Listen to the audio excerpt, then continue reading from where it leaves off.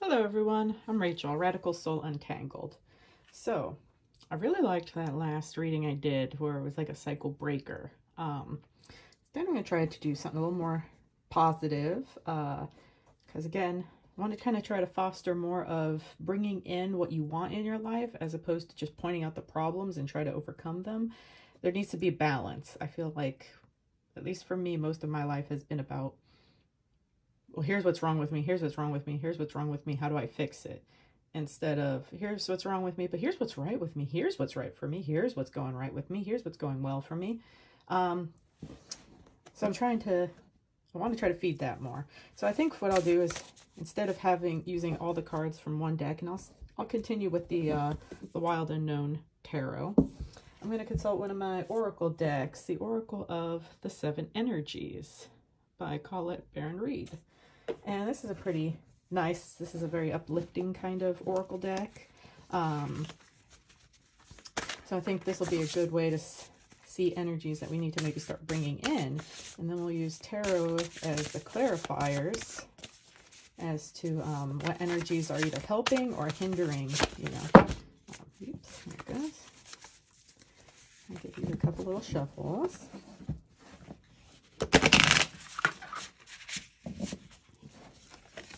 I'm not the most graceful shuffling on camera. That's because I raised my table up a bit, so it's like, but it's like right at the lowest point of my hip height, so it's still a little lower than I would like. But I can't really sit down with how my tripod is. I can't really sit next to it comfortably.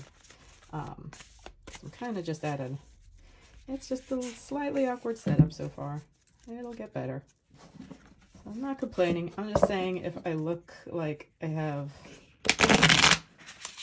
motor skill issues, it's because of this awkward posture I'm in. And I hope that doesn't shake up your confidence in me too much. All right, so what I do, I'm just going to do a triple cut, I guess. Take this card. Healing the Heart. Oh, that's lovely. That's perfect. All right. I like this card. So I like this deck because the seven energies are basically, hey, guess what? They're a reflection of the chakra systems. And so we have, and I think there are, let's see, 7 times 7. There's 7 cards for each of the 7 energies. So it's 47 cards. So and you can see here it has like a little green border. So meaning the heart chakra. And so that says healing the heart. And so, of course, there's a heart there. Her hands are over her heart. Yeah, a lot of green energy, but also some red and some orange and some yellows. But yes, predominantly green, the heart chakras. But it shows how the other lower chakras, they support the heart. You know, you have to have a strong root chakra. You have to have a strong base root chakra. And creativity is in the second chakra, the sacral chakra, and you have to have a good idea of who you are and what's right for you and what's wrong for you. So you have to have a good amount of yellow, and all those things help support having an open heart. And oracle decks are a little more specific, so I'm actually going to read from the book because it's impossible to truly memorize all of these, but I just like, yeah, she's somebody who's covering her heart, but in a nurturing way. You know, she's not blocking her. The way she holds her hands is a very soft, a very gentle way, very nurturing way, kind of saying, my heart's been hurt, but I'm not afraid to open it back up. But right now I might need to protect it a little more. You can see in the picture there, the heart has just like a little fissure, but it's not so much a crack, and it's kind of glowing like a yellow light. So sometimes when the heart breaks, it's actually allowing it to expand. It's kind of the message I get from that. And I like that. It also looks like she's got like angel wings. And so they say healing the heart. When you are wounded, I'll put it here, but no, you know, I can't read through the camera. That's hard. So I'll just say, when we are wounded emotionally, you need time to regroup and enter your center. You may have recently endured a breakup or betrayal, lost someone close to you, or lost an affiliation that you gave too much power to. Perhaps you're watching someone go through a difficult time and feel bad that you can't help them more. Maybe you're still not over a past disagreement. No matter the cause of the heartache, deep healing is called for. This happens on its own timetable and can never be rushed. The path to healing the heart centers on reciprocity, the flow of giving and receiving. Sometimes wounds occur because we are too dependent on another, and this is accompanied by the desire to manipulate or control an outcome. Both wounding and healing usually begin within, not from the outer conditions of our lives. We often believe that we can be wounded only by others, but we do more damage to ourselves in the self-sabotaging way that we think or behave. It is important to take steps to heal yourself and become willing to release the pain of the past, which can be tempting to revisit. It's time to take responsibility for your part in this healing journey, for ways that you can help yourself and others. Are you willing to make amends if needed, or conversely, accept someone where they are without trying to influence their growth process? Healing the heart in all aspects is your priority now. Nothing else matters. Only beauty and goodness will come from this result. And I really couldn't agree with that more. Except for the part about influence. I think it just means don't consciously influence, but you can definitely, if you want to influence somebody, you influence them by what I like, the clarity of your own example. So what kind of energies do we have that could help or hinder? You know, what kind of, let's see, first we'll look for, how about we look for helping energies? What kind of energies are helping us in healing our heart? That's right, I'm not waiting for the flyouts, because that is way too difficult on camera with this awkward posture I was telling you about earlier. So I'll just break it into, I'll do 4 energies. How about that? Ooh, do a 5-card spread with the Oracle deck. Let's switch it all. Okay, that's flipped. So you know what? That one flipped out on its own. So we'll keep that one. Right off the bat, we got Justice.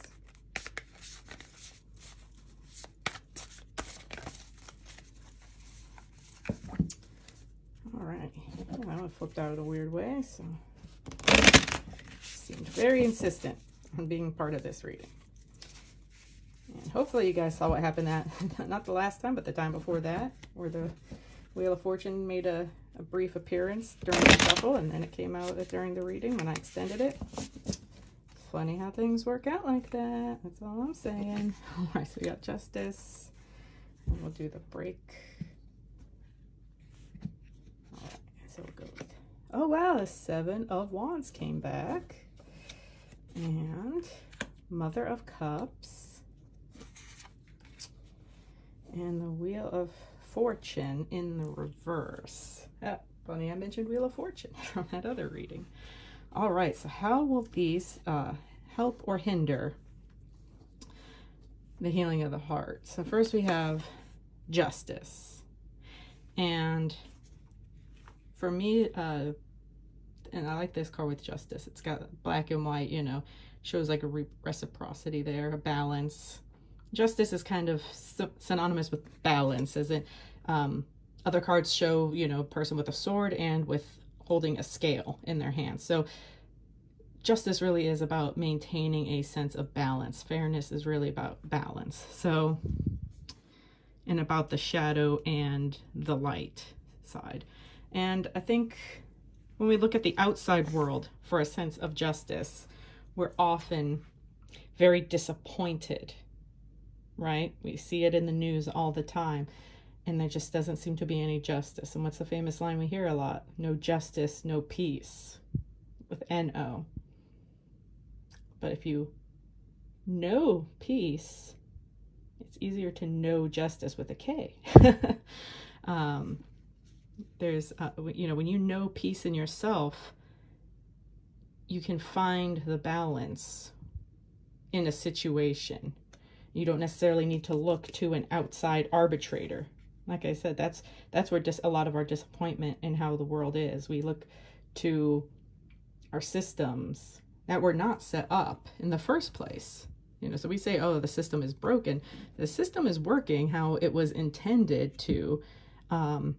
However, it does not accommodate, you know, growth of the human heart, growth of the human experience.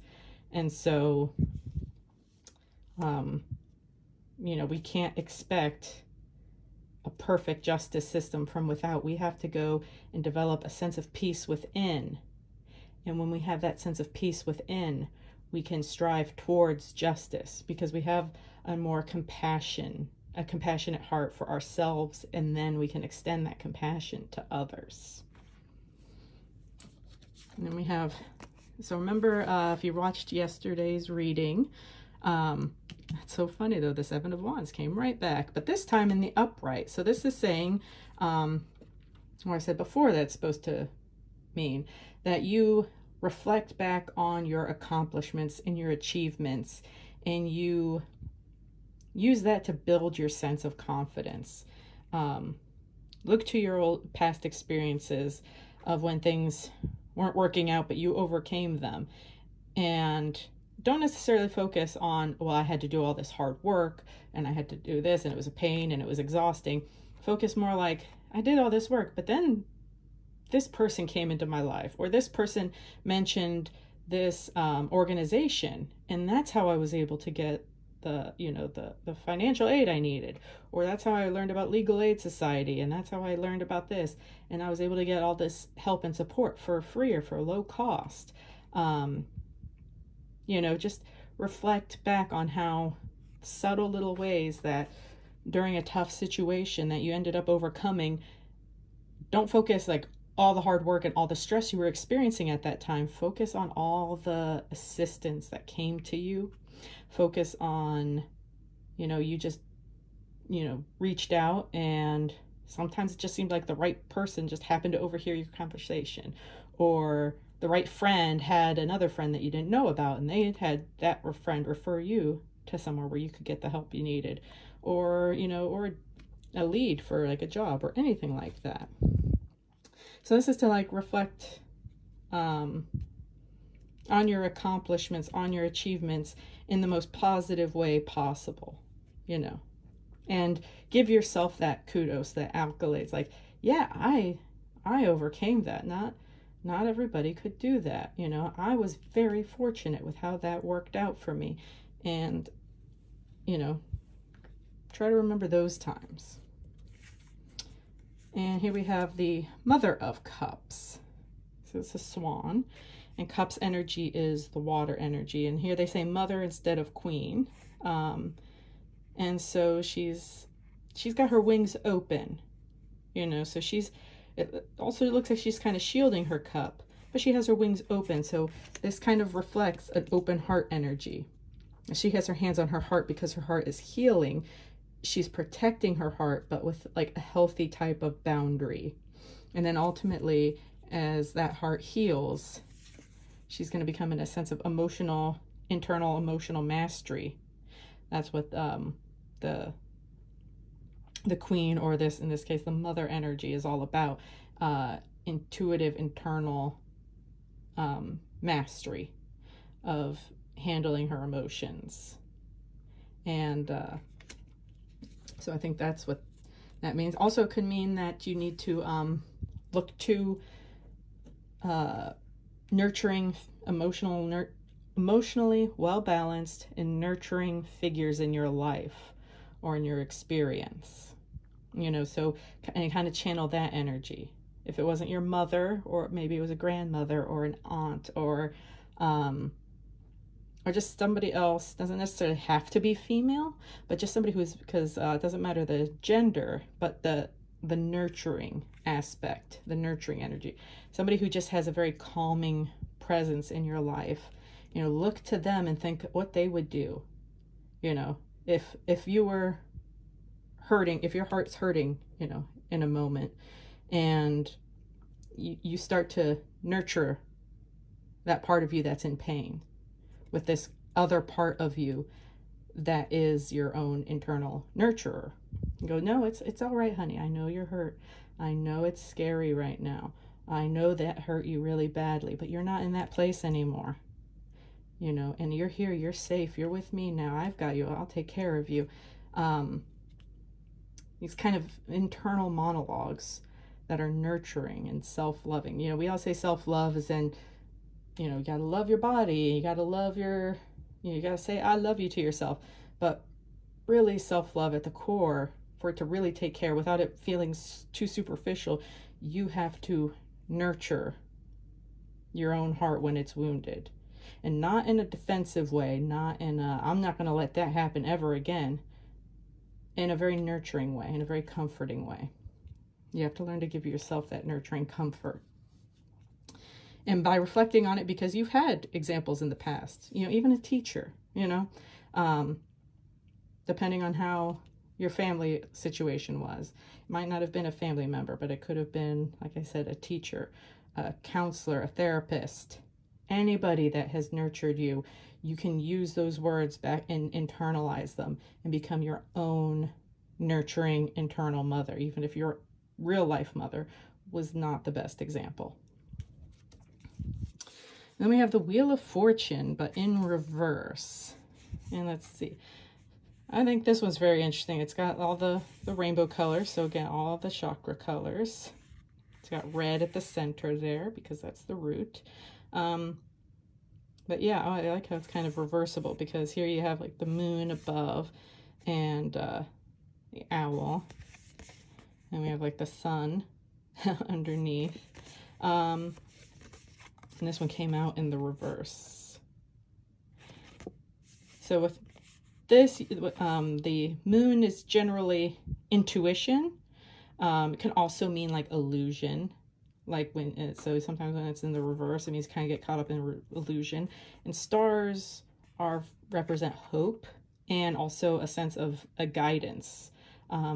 Usually almost like a divine external guidance, because that's how people navigated back in the day. And of course, we all know that owls represent wisdom, and they represent, so they say they have, even in darkness, they have a clarity of vision.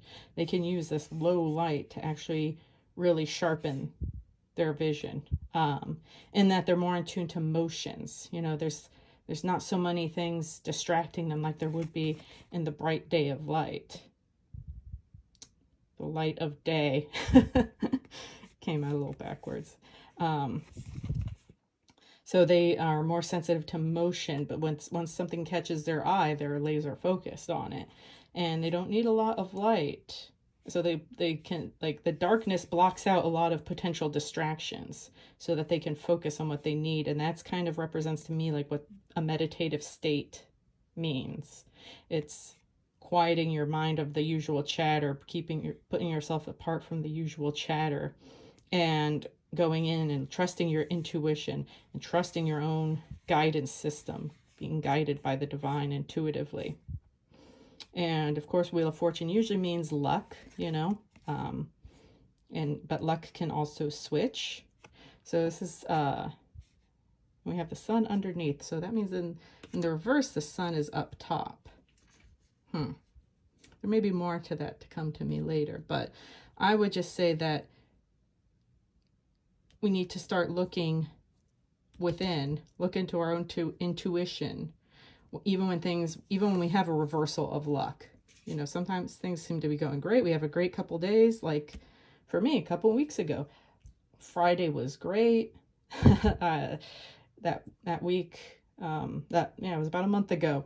Had a great Friday. Oh, it seemed like everything was just going right for me. Feels like just everything was turning up for me. I got all kinds of surprises, and I took my one rabbit in to get spayed, and that went smoothly, and I was just having the most wonderful day.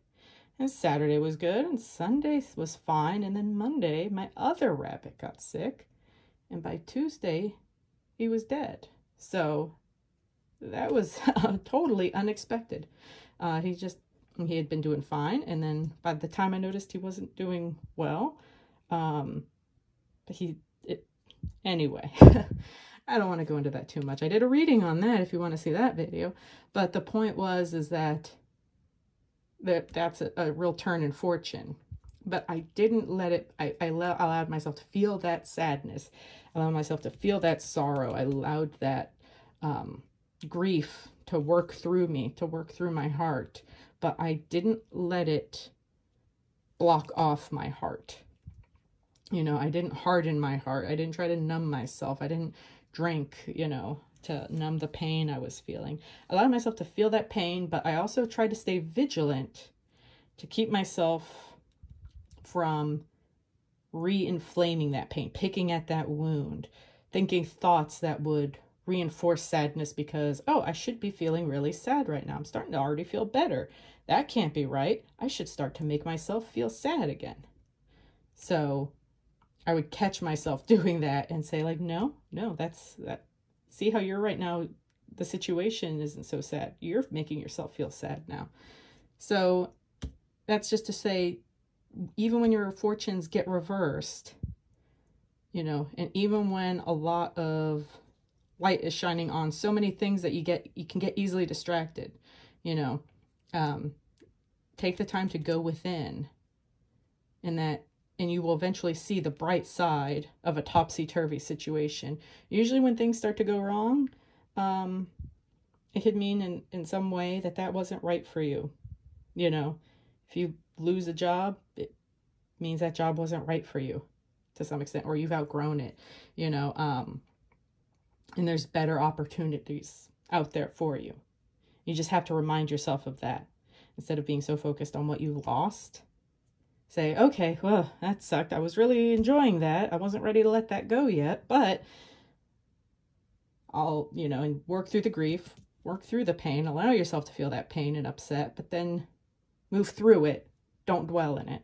And then you start to say, and you have to start believing this just means that something better, I have more space for something better to come along now. I have more space to do that thing that I've been holding off on. I have that time all the times I said I couldn't do something because the time work took from me, now I guess I have that time. And while I need to look for a job, I still have more time to work on these other things I had been putting off. So, yeah, always even when your fortunes reverse, remember that you can make it into your highest and best good. But that has to be a conscious choice that you make. Those kind of thoughts you have to nurture as well. You have to reaffirm those even in tough times. So, yeah, so to recap, we're working on healing the heart. That's a cycle we want to bring in, and we want to keep going. I feel like so many of us are here right now, but sometimes we kind of get stuck in this cycle because, like I said, we look to the external for justice. But when we find, you know, we think no justice, no peace. But if we know peace with a K, we will know peace, or we will know justice, because we will be more compassionate. And being compassionate means, you know, being more just, more fair-minded about a situation, because you have to have compassion for somebody in their situation. Even if they do something seemingly atrocious or confusing, you have compassion for them, or compassion for yourself. That's where forgiveness comes from. And then the Seven of Wands energy, again, just a reminder to focus on all the stuff that you've achieved and let that feed this growing sense of confidence, you know. Feed that sense of confidence of how things have always worked out for you in one way or another. And the Mother of Cups or Queen of Cups, nurture yourself, love yourself, look to role models in your past, and start to internalize that kind of energy, the things they said to you, the behaviors they did to care for you, you know, make sure, you know, self-care, and like feed yourself something nurturing, you know, feed yourself nourishing, you know, care for yourself to heal your heart. And don't be hard on yourself when your heart is healing. And just remember that whenever there's a reversal in your fortune, you know, this too shall pass. and don't let it, you know, shake you out of your internal guidance system using your intuition and using, you know, because your intuition is actually where wisdom really comes from. If we're just looking at everything with our rational mind in the bright light of day, that's where we get scattered. That's where we get out of focus.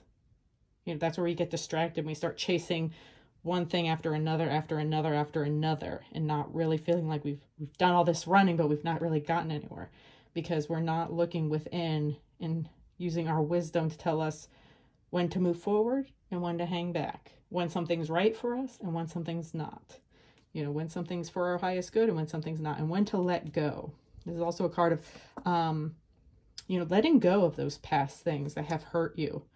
And not as in, oh, I shouldn't think about that anymore. But again, this Justice card, if it goes back to compassion, having compassion for yourself, then you can start to let go of all these seemingly unfortunate events that have happened in your life. And let go of that story that you're just not lucky or that good things don't happen to you. That's another way to look at this. Don't let those stories of good things never happen to me, I never win at anything, let go of that story as well, because it is truly a wheel of fortune. What comes up must come down, but what is down eventually comes back up again, because everything is in motion, always, always. And justice is about balance as well. So it's kind of nice how those flank the energies in this reading. So anyway, I hope this reading helped. Call this a cycle maker.